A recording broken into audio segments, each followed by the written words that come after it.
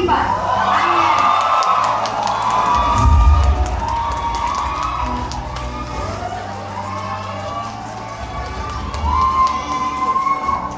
Bianca de Vera Batista.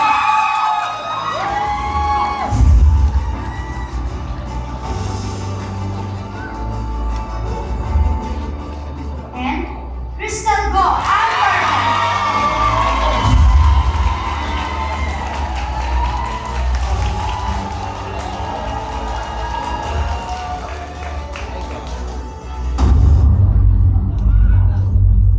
And the award for the Best Actress in the Leading Role goes to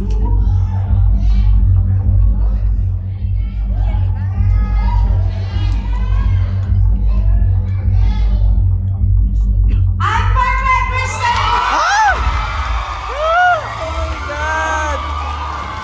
To present the trophy is MNFF Executive Director, Attorney Rochelle Makapili Oda.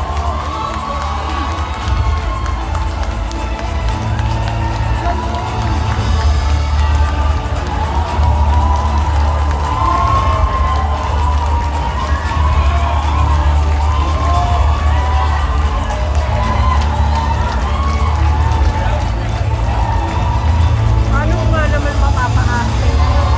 Ang hirap na paano yan.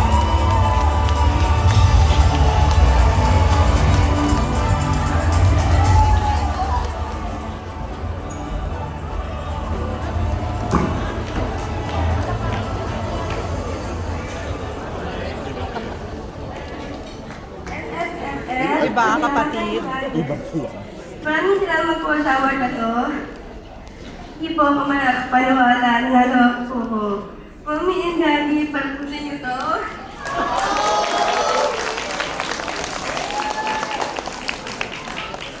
Para, best actress na po ako. Alexia Kid, Hasilab Leonardo. Maraming salamat po sa pagkakataon nito.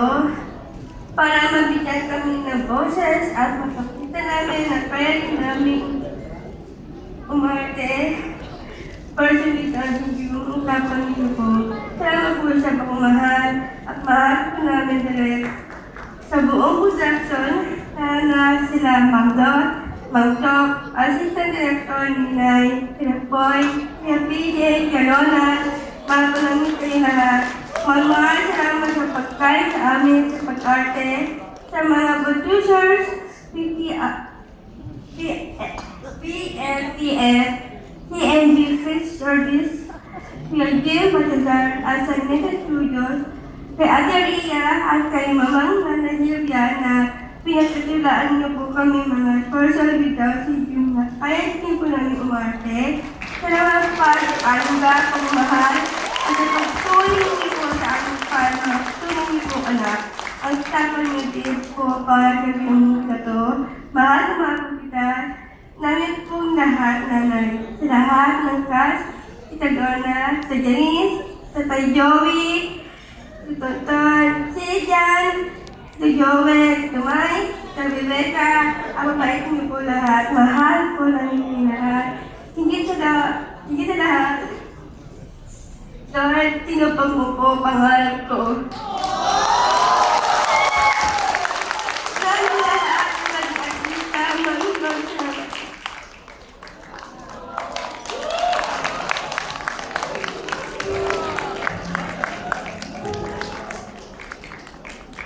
Iman, music. What a remarkable moment we have here tonight. Ladies and gentlemen, our 51st Metro Manila Film Festival Best Actress, Crystal Go. Congratulations once again, Crystal. Now we move on to our next category.